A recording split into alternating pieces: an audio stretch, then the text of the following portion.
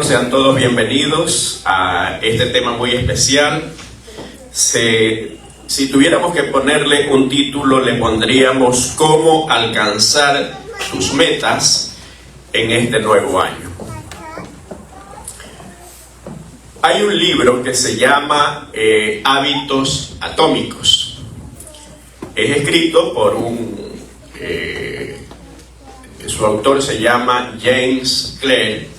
Es no solamente escritor, es motivador, empresario, etcétera. Es una persona que ha sobresalido en muchos aspectos de su vida. Pero ¿qué tiene de especial? Lo que me llamó la atención de este libro, Hábitos Atómicos. Él explica por qué le puso hábitos atómicos. El átomo, como todos sabemos, es la parte más ínfima de la materia, ¿verdad? La parte más microscópica. Pero a su vez, cuando hablamos, por ejemplo, de una bomba atómica, es algo sumamente poderoso, o sea, tiene un poder increíble, al punto pues que todavía se recuerda cuando explotó la primera bomba atómica, ¿verdad? Allá en Hiroshima. Todos recuerdan, aquí hay un museo inclusive, donde tengo entendido, no lo conozco, donde tengo entendido que todavía está el avión que arrojó la bomba. Pero estos dos extremos tienen mucho que ver con nuestras actitudes, nuestros proyectos, nuestros propósitos y nuestras metas. ¿Por qué? Lo que tiene que ver con hábitos atómicos tiene que ver con hábitos pequeños, pero que pueden causar un efecto tan grande en el transcurso de nuestras vidas.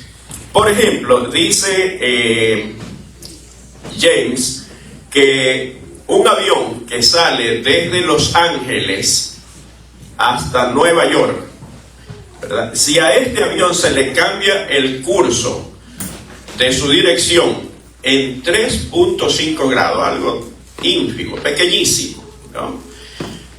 Hagamos de cuenta que el avión está ahí en la pista, ¿verdad? Y el piloto solamente mueve el curso del avión 2 metros. Es algo insignificante, nadie se da cuenta, no se nota, pero en lugar de llegar a Nueva York, llega a Washington. Imagínense la diferencia en el curso de la trayectoria del avión. Pero pasó algo asombroso con el equipo de ciclismo de Gran Bretaña. Era un equipo que no había logrado sus metas durante siglos. Una de las últimas metas las había tenido en el año de 1908, casi 100 años. En el año 2003 nombraron a un director del equipo de la selección de ciclismo. ¿Por qué? Estaban ya cansados de tantas derrotas, tanto era el mal prestigio que tenía esta selección de ciclismo, que uno de los principales fabricantes de bicicletas se negó a venderle su bicicleta para que no se desprestigie. Porque si se iban a enterar de que la selección de Gran Bretaña usaban sus bicicletas, las bicicletas se desprestigiaban. ¿Qué les parece? Y se negaron a vendérselas. De manera que contrataron a un director técnico y este señor empezó a hacer cambios marginales, como él le llamaba. Tenía una técnica especial que se llama cambios marginales. ¿En qué consistía? En hacer un cambio del 1%. Miren qué ínfimo, qué pequeño, ¿no? De ahí el asunto de hábitos atómicos. Cambios del 1%, pero en todos los aspectos que tenían que ver con el desarrollo de los participantes, de los seleccionados. Tanto es así que empezaron por cambiar el asiento de las bicicletas, por ponerle alcohol en las ruedas para un mejor desempeño. Cambiaron el atuendo, la ropa que usaban, el ungüento que usaban para poder dar los masajes en el momento en que tenían cansancio muscular.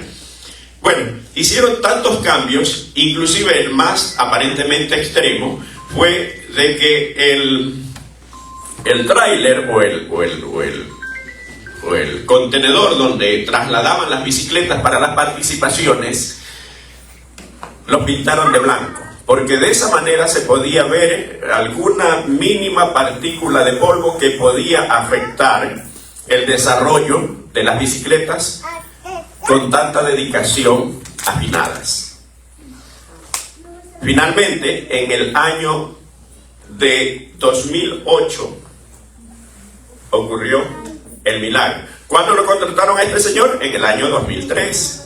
Hizo cambios marginales porque eran aparentemente cambios pequeños. Inclusive, hasta les enseñaron cómo lavarse las manos para evitar resfriado, para evitar que se enfermen, etcétera, etcétera. O sea, unos cambios que para algunas personas pudieron haber significado alguna locura. No, esto es imposible, esto es insignificante, ¿qué vas a creer?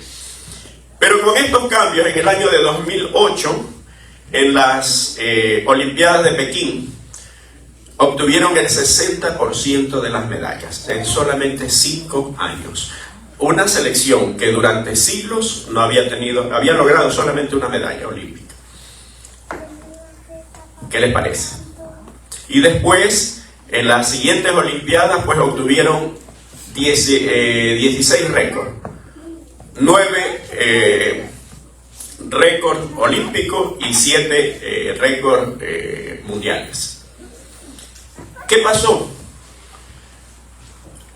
Aquí queda demostrado el efecto de pequeños cambios en nuestras vidas. Y esto ya lo decía la Biblia. Yo quiero que nosotros abramos nuestras Biblias en el libro de Génesis, capítulo 12. Miren, un hombre que hizo un cambio, aunque no fue un cambio tan pequeño, no fue atómico, fue un gran cambio. Génesis capítulo 12 y versículo 1. Si ya lo tienen, lo leo. Pero Jehová había dicho a Abraham: vete de tu tierra y de tu parentela y de la casa de tu padre a la tierra que yo te mostraré. A veces pensamos nosotros, y el error del ser humano, ¿saben cuál es? Separar la parte espiritual del resto de la vida, ¿verdad? Del resto de nuestras actividades. Creemos que somos seres espirituales una vez a la semana. Y no importa la creencia que tengas, la iglesia donde asistas, no importa dónde te reúnas, lo importante es que creemos que con un poco de tiempo, con ir a la iglesia un día a la semana, ya con eso cumplimos con la parte espiritual. Y no es así. El ser humano es un ser espiritual, porque Dios lo formó de esa manera. Y queda demostrado, por ejemplo, que el ser humano desde que nace muestra su parte espiritual. Un niño, ¿de quién depende emocionalmente? De sus padres. ¿A quién ve como ejemplo? A sus padres. ¿A quién ama? A sus padres. Entonces demuestra amor desde que el niño nace. Nadie le enseña a amar. Él ama por naturaleza, porque Dios nos formó de esa manera. Y cuando somos pequeños amamos a nuestros padres, vamos creciendo, amamos a nuestros familiares, a las personas que van siendo condescendientes con nosotros. Ya cuando uno es adulto, se casa, se enamora, ama a su pareja, pero siempre mostramos amor. Y el amor es, ¿de dónde viene? De la parte espiritual que Dios hizo en el hombre, en el ser humano. Por lo tanto, el ser humano es un ser espiritual. Pero a veces nosotros separamos, la parte espiritual, esa la dedico un tiempito, una vez a la semana por allí, ¿no? Un día sábado, domingo, no importa cuándo se reúna la persona, no importa cuándo o a dónde vaya, si es una iglesia, sea lo que sea, pero no es así. El ser humano es una persona, es un ente espiritual, porque Dios lo creó así. Y tanto que al final, cuando Dios nos dé el pago, seremos seres espirituales. Jesús le dijo a la samaritana que Dios quiere a quienes. ¿Cuáles son los verdaderos adoradores? Los que adoran en espíritu y en verdad. Eso quiere decir que somos seres espirituales. Pero al ser humano le gusta separar. No, lo espiritual lo dejo para allá. Eso cuando tenga tiempo. Eso para otro momento, porque ahora estoy ocupado. En la historia de Abraham nos enseña que no fue así. ¿Por qué? Porque la promesa que le hace Dios a Abraham dice: pero Jehová había dicho a Abraham: vete de tu tierra y de tu parentela y de la casa de tu padre a la tierra que te mostraré. Primero, aquí había un acto de fe, porque no le había dicho absolutamente ningún detalle de dónde iba, cómo iba a ser la tierra, no le dio una descripción. ¿Ustedes aceptarían una propuesta de esa naturaleza? Todo el mundo pregunta, ¿no? Todo el mundo pregunta: no, pero dime dónde, ¿cómo va a ser? ¿Cuántos habitantes hay? ¿Cómo es qué puedo hacer? ¿A qué me voy a dedicar? No, simplemente Abraham obedeció. Un acto de fe. Pero miren que la promesa de Dios no es espiritual solamente. El versículo 2 dice: y haré de ti una nación grande, y te bendeciré y engrandeceré su nombre, y serás bendición. ¿Qué significaba engrandecer tu nombre? Serás una persona de mucho éxito, como lo podríamos decir en nuestro vocablo, ¿verdad? Será una persona exitosa. Y una persona exitosa tiene que ver solamente con lo espiritual. No, tiene que ver con todo. Pero aquí hay una lección: ¿por qué logra Abraham su meta? Porque se alejó de las personas que de pronto le podían evitar conseguir sus objetivos. Y a veces creemos que Dios es duro. ¿Por qué? Porque Abraham le dijo: vete de tu parentela. A veces, ¿quiénes son los que evitan que consigamos nuestras metas? A veces las personas más cercanas. Hay un pensamiento que dice: nunca aceptes crítica constructiva de alguien que nunca ha construido nada. Cuando nosotros tenemos un proyecto y lo comentamos con alguien, un familiar, nuestro mejor amigo, etcétera, etcétera: no, ¿cómo vas a creer? No, eso te va a ir mal. Y lejos de convertirse en un apoyo, ¿en qué se convierte? En un tropiezo. Entonces, a veces mentalmente estamos predispuestos a no lograr el objetivo.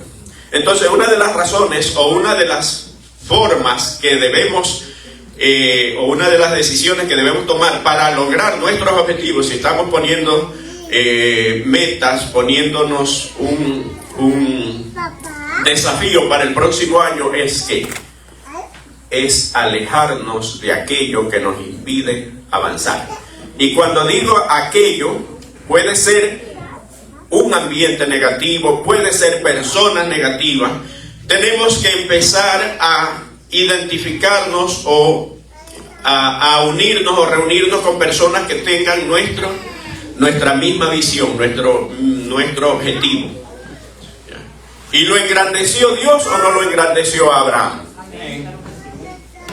Yo les invito a que leamos el versículo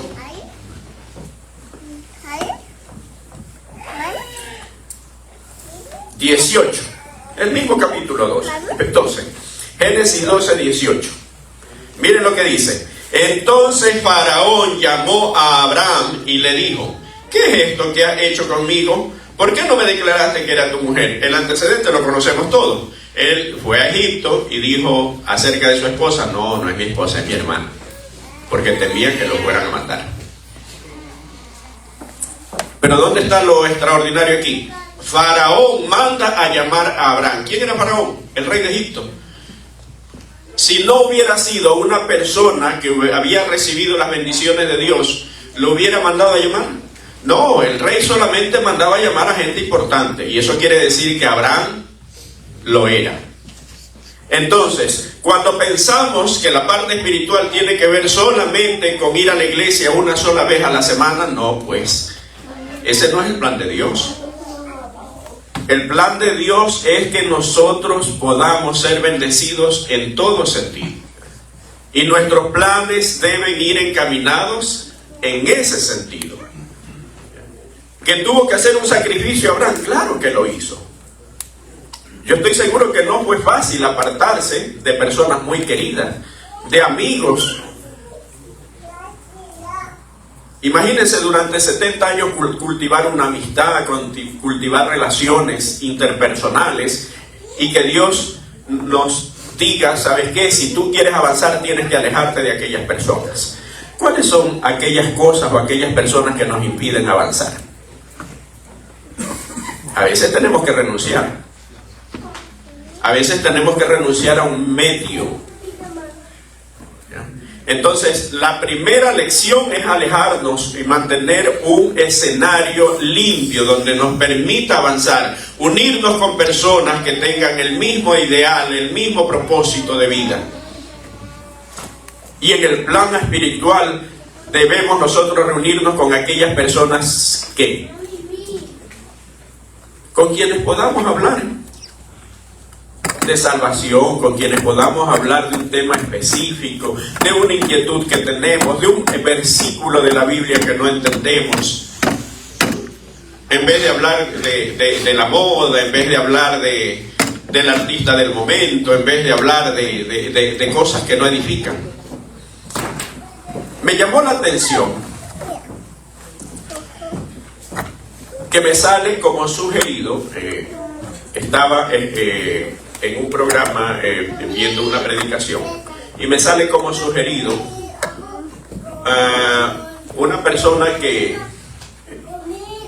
ha sido muy conocida en redes sociales.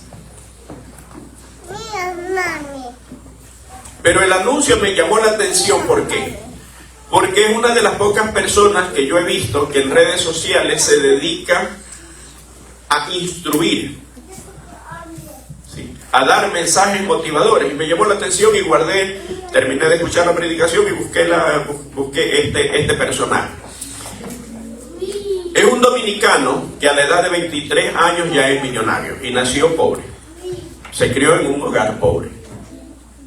Eso quiere decir que los millones los ha conseguido él. Pero ¿qué me llamó la atención de este personaje? Son dos cosas. Y no es el asunto tanto de que es millonario a los 23 años. Es el asunto de su disciplina y su forma de ver la vida. Y aquí hay una lección. Y también lo dice la Biblia. Ya vamos a ver el texto, ¿verdad?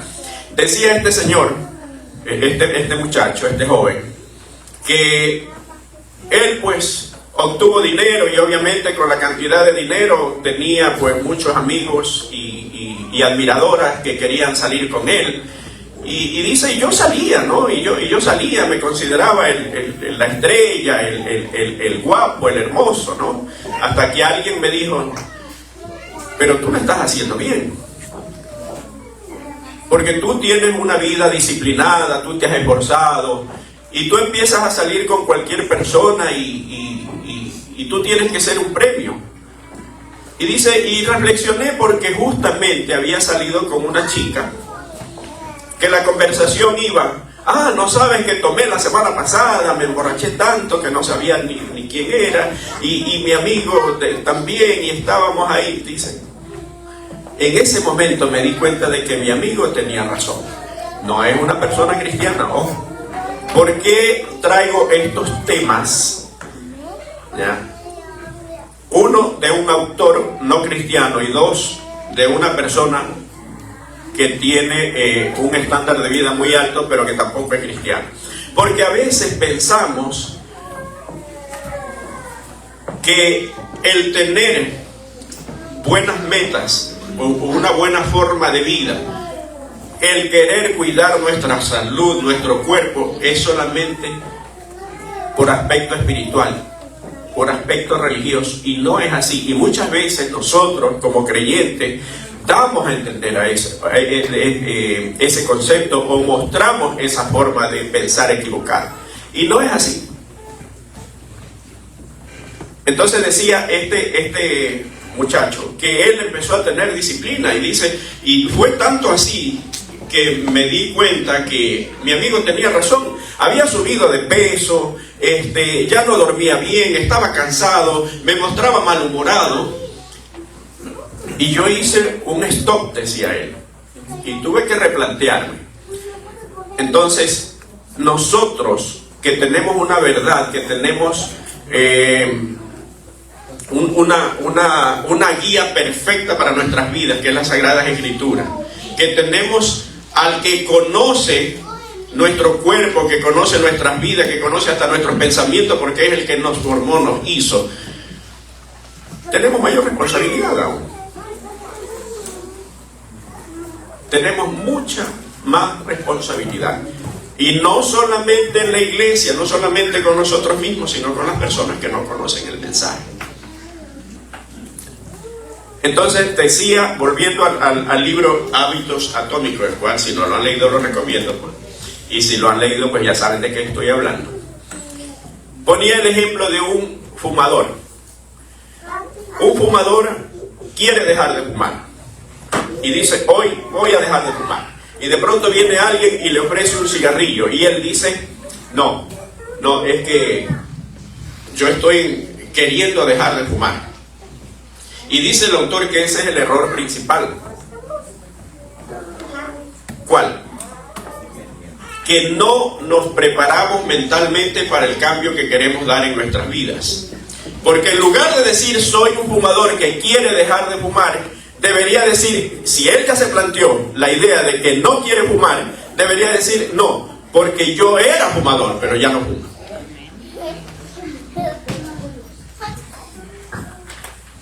Y desde el punto de vista espiritual, miren lo que dice el apóstol Pablo, el tema que el versículo que leímos hoy antes de la oración. ¿En dónde estaba? Segunda de Corintios 5:17. ¿Qué dice Segunda de Corintios 5:17?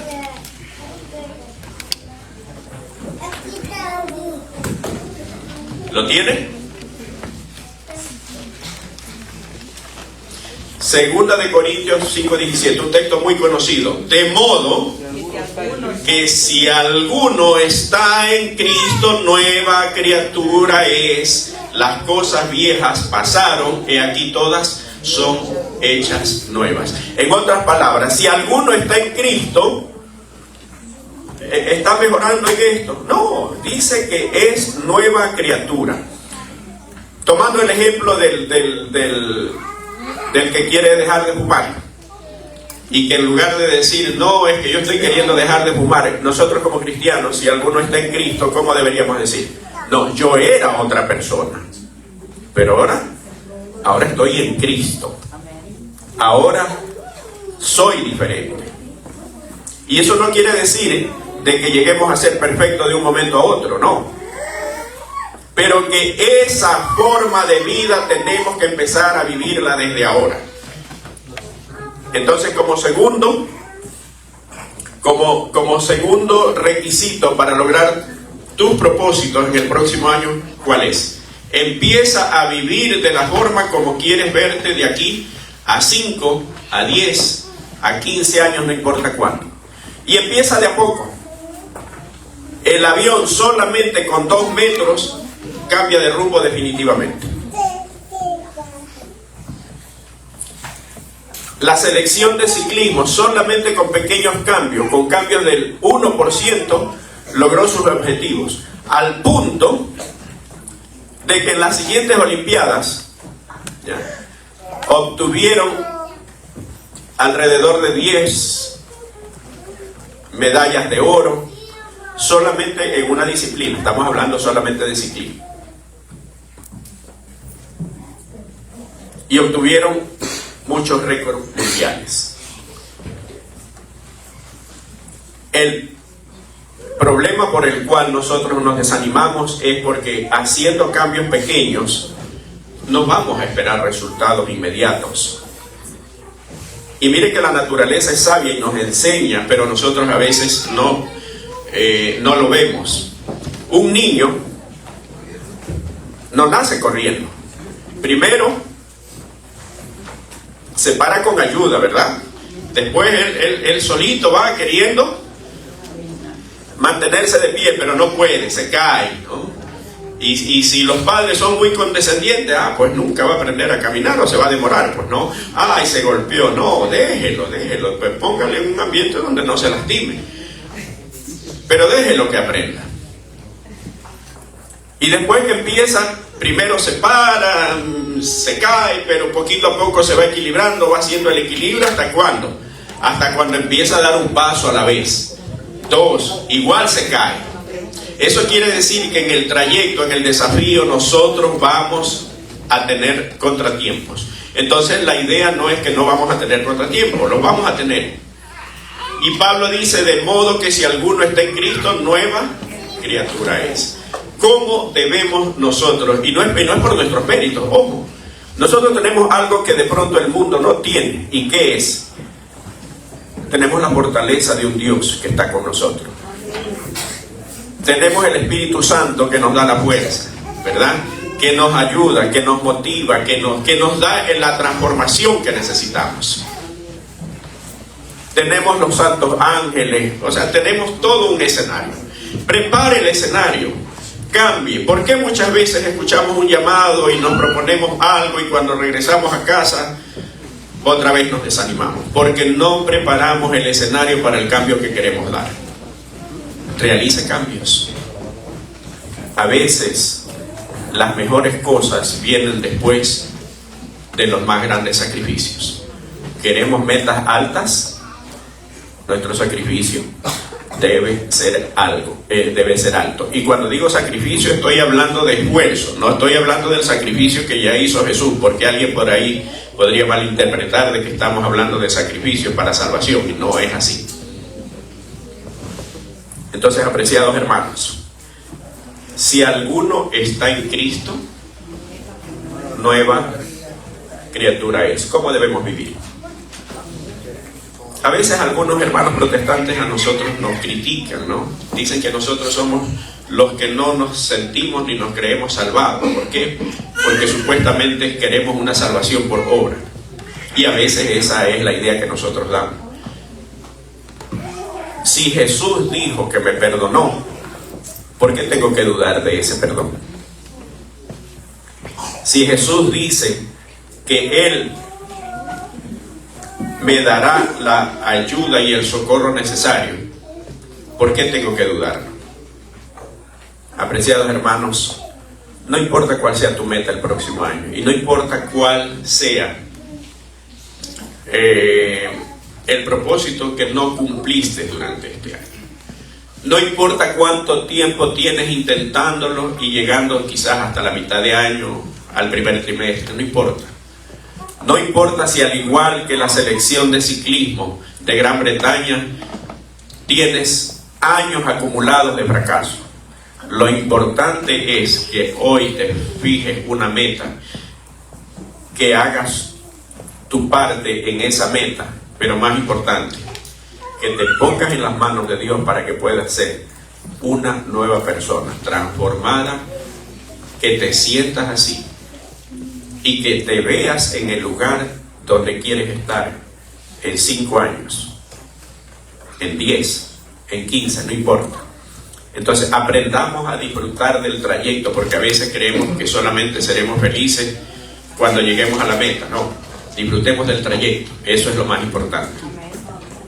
Que Dios nos bendiga. Y aquel que tiene una meta y que de pronto quiere ponerla en las manos de Dios, yo quiero hacer una oración por esa meta y por las mías también. Tengo muchos objetivos. Algunos ya los empecé. Otros están por comenzar. Pero quiero orar por esos objetivos y también por los de ustedes. Así que el que quiera acompañarme en una oración, que se ponga de pie.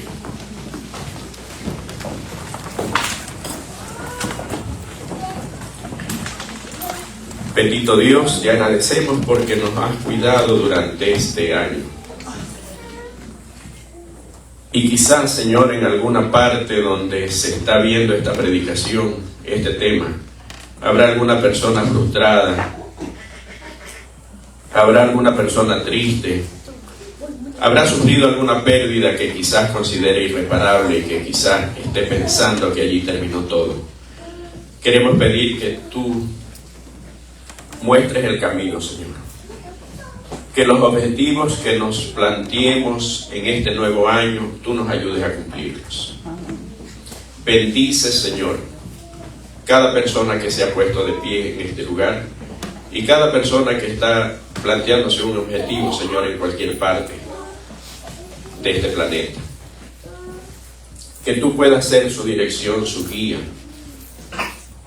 Que puedan entender, Señor, que cada paso que se da con rumbo a ese objetivo, Señor, nos aleja más del lugar donde estábamos y nos acerca más a aquello.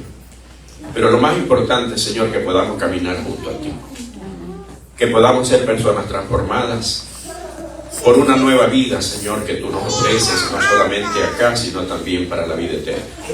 Bendice a tu pueblo sobre la faz de la tierra y acompáñanos en un nuevo año y perdona nuestros pecados, te lo imploramos en el nombre de Jesús.